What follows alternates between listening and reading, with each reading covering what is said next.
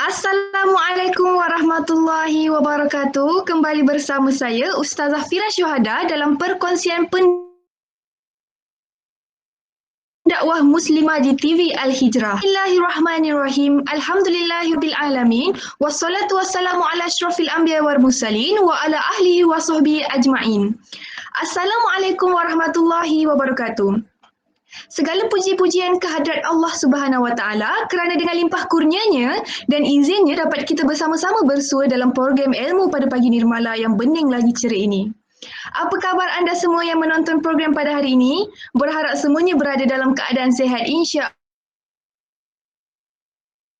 Allah. Hadirin yang lebih mendalam, topik perbincangan pada hari ini, molek kiranya kita berkenalan dengan dua orang ahli panel jemputan kita yang cantik dan sangat hebat. Jadi, siapakah mereka? Okey, saya perkenalkan ahli panel pertama, iaitu Dr. Ku Alidia Auni yang merupakan pensyarah Fakulti Syariah Universiti Islam Antarabangsa. Rasa gerun saya di sini kerana tetamu-tetamu kita pada hari ini bukan salah orang ya. Jadi, apa khabar doktor dan selamat datang. Alhamdulillah, saya berada dalam keadaan yang baik, maka saya berada di sini bersama saudara pengacara dan para hadirin. Salam buat semua. Okey, terima kasih doktor. Okey, seterusnya panel kedua kita merupakan pensyarah cemerlang sains politik IPJIK iaitu Prof. Madya Dr. Sharifah Nur Salma. Wah, juga nampaknya panel kedua kita ni. Okey, selamat datang Prof. Apa khabar? Selamat datang. Alhamdulillah, saya berada dalam keadaan baik. Terima kasih kerana menjemput saya. Okey, Alhamdulillah. Terima kasih Prof. Usam salam perkenalan daripada kedua-dua ahli panel kita yang hebat-hebat belaka. Kembali kita kepada topik kita hari ini tentang konsep syura dalam pentadbiran negara. Tak sabar rasanya saya ingin meneruskan program kita pada hari ini. Sebelum kita menanyakan pendapat ahli-ahli panel kita, izinkan saya untuk mengupas terlebih dahulu. Apa itu syura tuan-tuan dan puan-puan? Al-Syura adalah satu konsep dalam menentukan sesuatu keputusan dalam pemerintahan Islam. Sistem ini sangat penting sebagai faktor utama kejayaan Islam dan atas ianya sebagai penentuan atau penjamin tidak akan cacatnya pelaksanaan dalam mana-mana zaman. Sesungguhnya pemerintah akan bersama-sama rakyat dalam mencari penyelesaian dalam mencapai keputusan-keputusan politik dan merupakan prinsip dasar negara dan masyarakat Muslim. Perkataan Al-Syura bahasa Arab yang membawa maksud mesyuarat. Manakala dari sudut istilahnya pula ialah pemesyuaratan yang diadakan oleh sekumpulan ulama dan umat Islam dalam segala hal yang berkaitan dengan kepentingan kebajikan mereka berdasarkan dengan keimanan. Terdapat beberapa dalil daripada Al-Quran dan juga Al-Sunnah yang menunjukkan atas kewajipan bersyurah. Antaranya ialah Surah Al-Imran ayat 159. A'udzubillahi minasyaitonirrajim. Bismillahirrahmanirrahim. Fa'inta lahum walau kunta faddan ghalizal qalbi lanfaddu min hawlik fa'fu anhum wastaghfir lahum wa syawirhum fil amr fa idza azamta fatawakkal 'ala Allah innallaha yuhibbul mutawakkalin. Kerana itu, maafkanlah mereka, mohonkanlah ampun bagi mereka dan bermesyuaratlah dengan mereka dalam urusan itu. Apabila kamu telah membulatkan tekad, maka bertawakallah kepada Allah Subhanahu Wa Taala. Sesungguhnya Allah Subhanahu Wa Taala menyukai orang-orang yang bertawakal. Okey, itulah sedikit salam kenalan kita dengan konsep syura. Okey, jadi tanpa berlengahkan masa, mari kita teruskan perbincangan kita dengan ahli-ahli panel kita. Mesti anda semua tidak sabar kan? Okey, sidang hadirin yang dihormati, apakah syarat-syarat menjadi ahli syura? Ataupun apakah ciri-ciri untuk menjadi ahli syura? Bagi menjawab persoalan ini, izinkan saya mengajukan soalan pertama kepada panel pertama kita iaitu Dr. Lydia. Mohon doktor memberikan penjelasan tentang syarat ataupun ciri menjadi Baiklah saudari pengacara. Dalam Islam, syarat-syarat untuk menjadi ahli syura sangat dititik beratkan. Tidak semudah syura-syura yang berlaku kini yang mana sesiapa saja boleh terlibat. Sifat-sifat ahli majlis sangat menentukan bentuk keputusan sesuatu syura. Baik ahlinya, baiklah keputusannya. Tidak baik ahlinya, maka tidak baiklah keputusannya. Atas dasar itu, Islam menetapkan beberapa ciri atau sifat-sifat orang yang boleh dibawa bersyura. Mereka adalah yang pertama, beragama Islam. Dengan orang bukan Islam, tidak ada syura, yakni dalam urusan khusus umat Islam sahaja. Ini berdasarkan hadis Rasulullah. Mereka yang hendak selesaikan sesuatu urusan, maka mereka bermesyuarat yang ahlinya orang-orang Islam Allah bersama mereka dalam menyelesaikan urusan itu. Riwayat At-Tabarani. Kerana orang bukan Islam ini, mereka tidak tahu mana yang hak dan mana yang batil menurut pandangan Islam. Selain itu, orang kafir yang memusuhi Islam atau terbawa ke majlis syura akan memberi pandangan-pandangan yang jahat, negatif dan beracun yang membahayakan umat Islam. Bagaimanapun, dalam negara Islam, hak-hak orang bukan Islam tidak diabaikan sama sekali. Urusan mereka dibincangkan bersama mereka. Artinya segala kepentingan bersama dan keperluan mereka disyurakan dengan mereka. Yang kedua, bertakwa. Bukan semua orang Islam yang layak dibawa berbincang sebab bukan semua orang Islam yang mampu memberi fikiran yang adil dan ikhlas dalam perbincangan dan dalam membuat keputusan. Syarat takwa ini amat penting dalam mengawal dan mendorong manusia supaya membuat keputusan yang tepat, bersih dan diberkati. Yang ketiga, cerdik. Yakni orang yang ada buah fikiran yang baik, bernas, logik, tajam dan tepat. Pandangan dari orang-orang begini sangat diperlukan. Selain daripada mereka ini, tidak payahlah diundang untuk dibawa berbincang sebab mereka akan memberi pandangan tidak mengena iaitu tepat. Ini menjadikan majlis tersebut hanya membuang masa saja. Selain itu, kalau pandangan mereka tidak ditolak, selain itu, kalau pandangan mereka ditolak, nanti akan timbul kecil hati pula. Sebab itu, lebih baik tidak dibawa ke majlis syura. Yang keempat, yang terakhir sekali, seorang yang sesuai dengan bidang yang nak dibincangkan. Syarat ini penting diperhatikan supaya orang-orang yang akan membuat keputusan dalam hal yang disyurakan itu betul-betul orang yang tahu selok-belok perkara tersebut. Kalau orang pertanian ditanya fikirannya tentang hal-hal ketenteraan, tentunya ia akan memberi jawapan yang tidak tepat.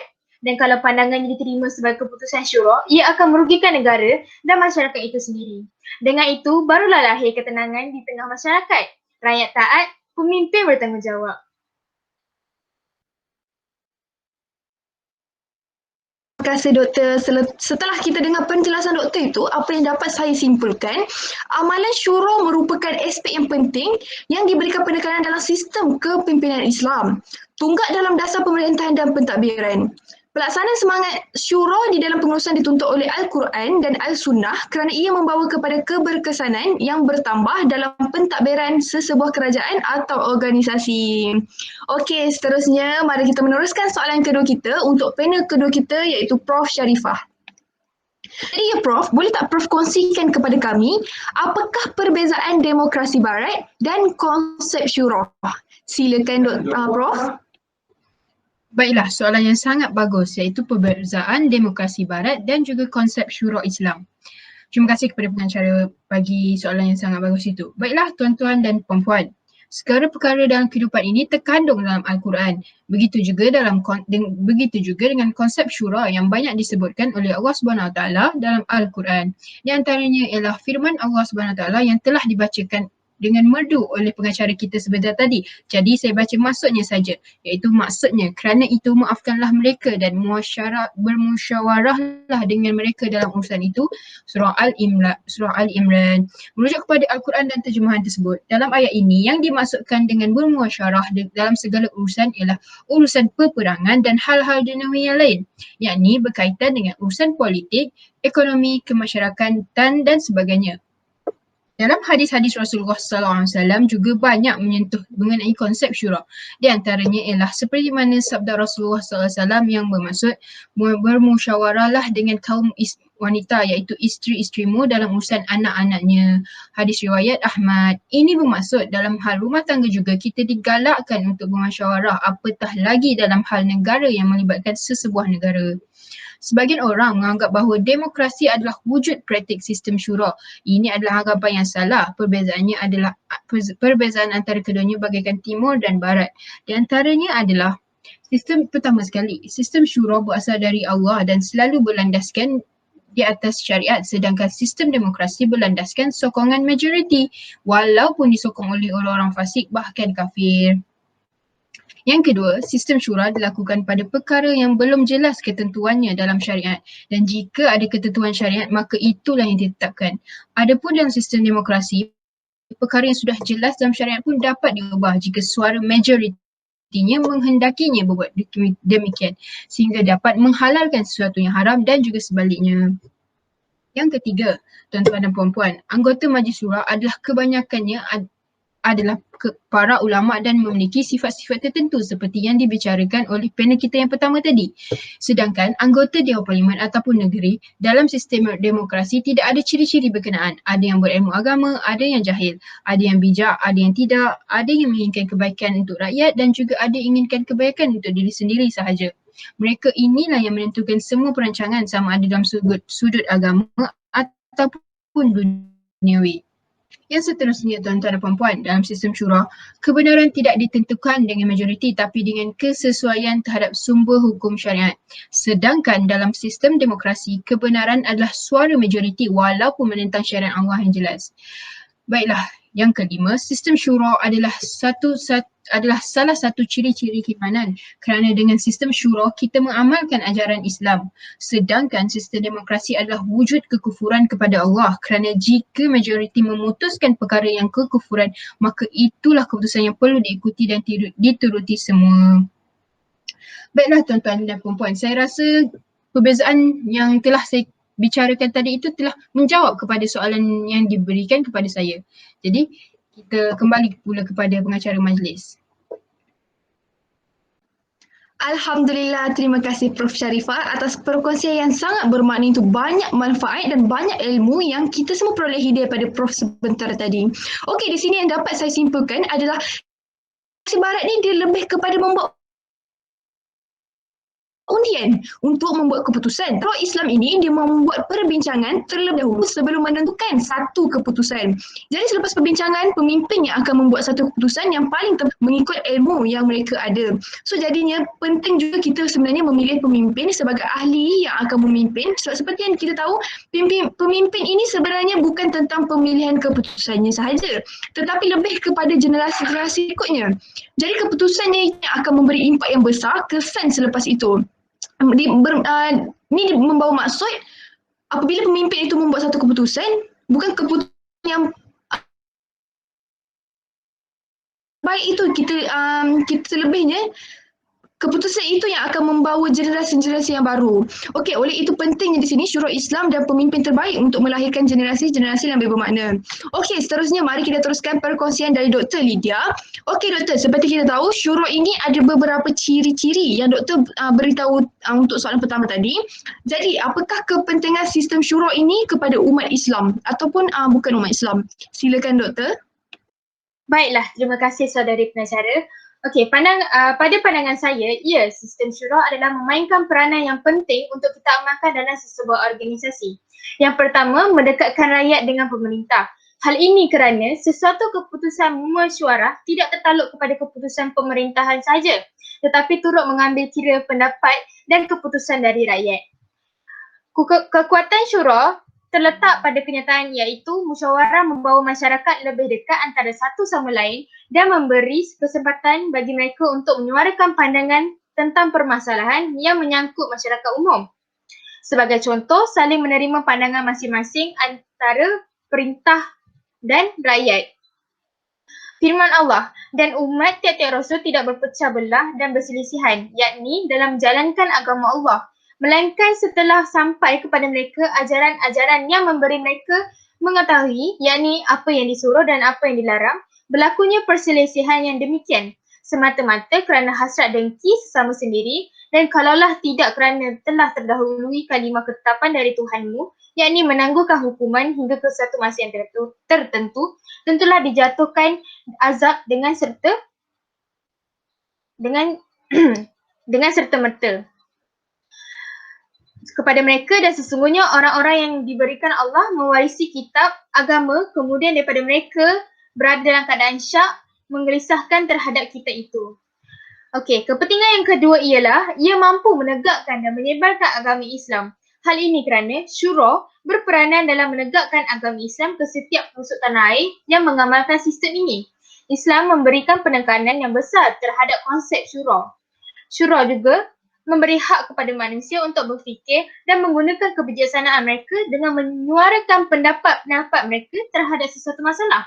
Sebagai contoh, di dalam sebuah perbincangan, semua pihak berhak menyuarakan pendapat masing-masing dalam mengendalikan urusan duniawi yang mesti ditegakkan dengan agama. Yang ketiga, sebagai penasihat dalam kepimpinan Islam.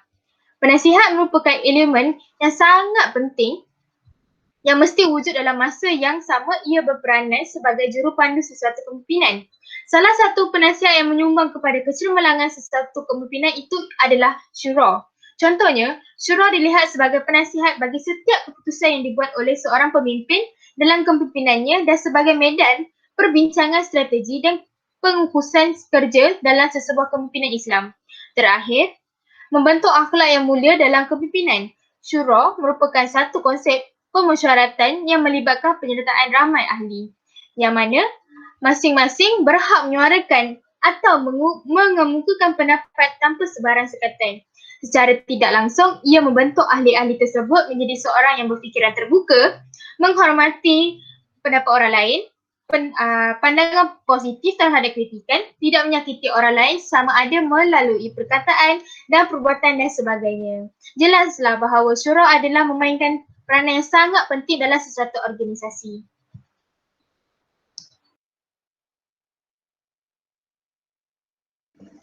Wah, betul apa kata Dr. Lidia itu.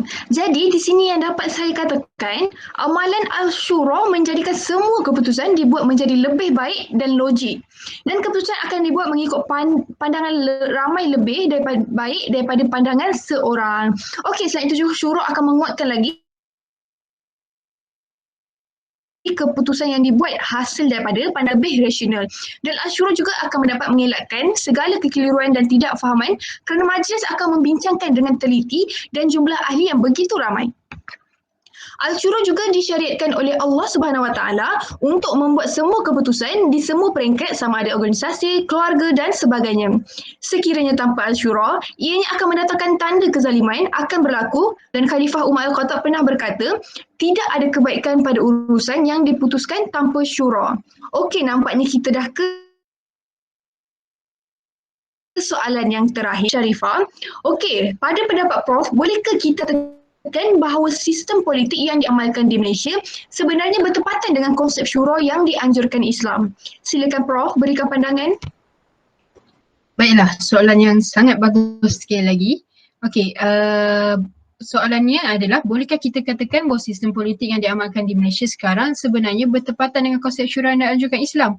Jawapan saya ataupun pandangan saya adalah sistem demokrasi berparlimen di Malaysia juga boleh dinilai melalui dimensi pengalaman konsep syura yang amat-amat ditutup dalam Islam. Kita pergi kepada konsep yang pertama iaitu konsep syura konteks moden. Melihat kepada pengalaman Rasulullah SAW dan juga konsep-konsep yang dibawa oleh hadis-hadis baginda juga, kita akan mendapati bahawa setiap individu umat diberikan hak dan upaya iaitu empowered melalui tanggungjawab yang telah Allah SWT berikan kepada mereka. Malah melalui ayat-ayat Al-Quran mengenai syura seperti dalam surah Al-Imran ayat 159 dan surah Al-Syura ayat 38, kita akan dapati bahawa Allah menyuruh Rasulullah SAW melibatkan sebilangan besar sahabat dalam membuat keputusan. Langkah yang sama juga dapat dilihat dalam sirah Rasulullah SAW. Baginda melibatkan seramai mungkin sahabat dalam proses membuat keputusan. Maka bolehlah disimpulkan bahawa syura yang sepatutnya diamalkan dalam kerangka politik Islam adalah dengan memberikan hak dan upaya kepada warga dalam proses membuat keputusan. Ia juga amalan para khulafa ar-rasyidin dalam tadbiran mereka.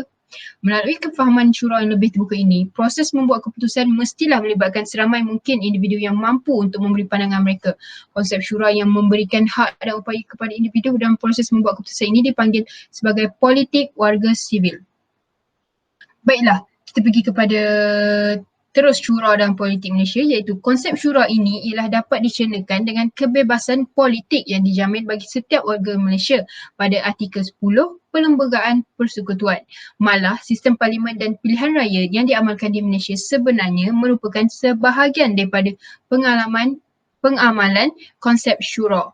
Jika tidak secara keseluruhan pun, sekurang-kurangnya ia membawa semangat syura pada konsepnya dan pelaksanaan dasarnya. Masakan tidak, dalam parlimen, pihak eksekutif iaitu kerajaan melalui menteri-menteri kabinet akan dipersoalkan oleh ahli parlimen berkaitan prestasi dan pencapaian mereka.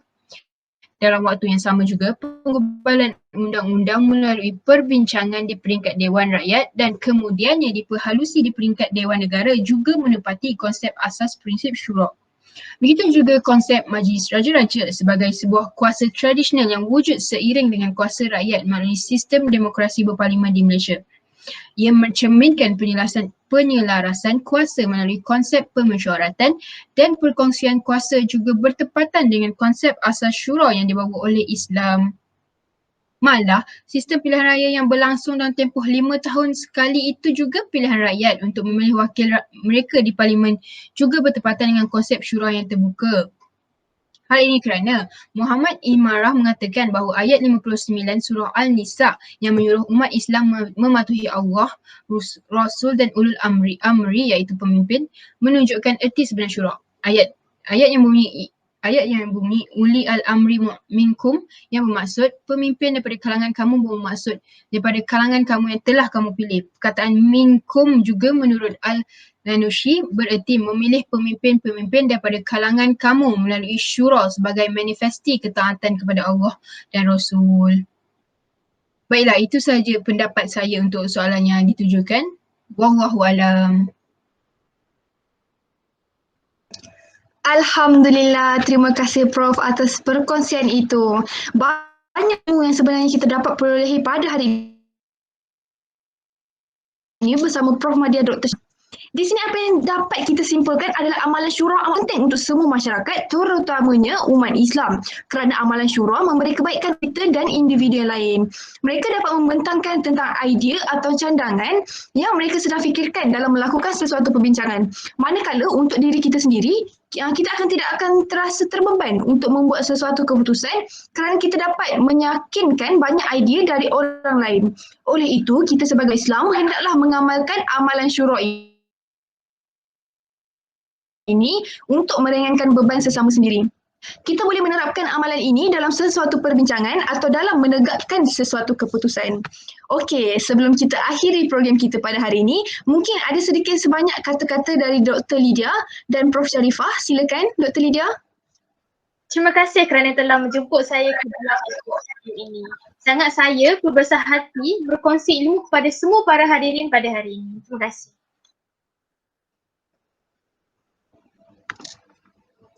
Silakan Prof. Sharifah, ada sedikit dua kata. Baiklah, di akhir kata ini saya ingin mengucapkan terima kasih kepada kru production dan juga kepada pengacara kita kerana sudi menjemput saya untuk berkongsi pendapat saya. Yang baik datang dari Allah dan yang buruk itu datang pada saya. Terima kasih saya ucapkan kepada kedua-dua ahli panel kita kerana sudi hadir dan sudi menyuarakan pendapat masing-masing. Moga apa yang kita dapat hari ini tidak sekadar masuk telinga kanan dan keluar telinga kiri. Nampaknya masa amat mencemburi kita. Tapi sebelum mengakhiri program kita pada hari ini, terimalah serangkap pantun yang berbunyi, tuailah padi antara masak, esok jangan layu-layuan. Intailah kami antara nampak, esok jangan rindu-rinduan. Sekian sahaja untuk hari ini, terkasar bahasa tersilap bicara, mohon dimaafkan yang Maha Pencipta, dan yang kurang elok itu datangnya daripada kekhilafan diri kami sendiri. Wallahu alam. Saya akhiri program kita pada pagi ini dengan lafaz yang mula, wabillahi taufik wa hidayah. Assalamualaikum warahmatullahi wabarakatuh. Sehingga berjumpa kembali.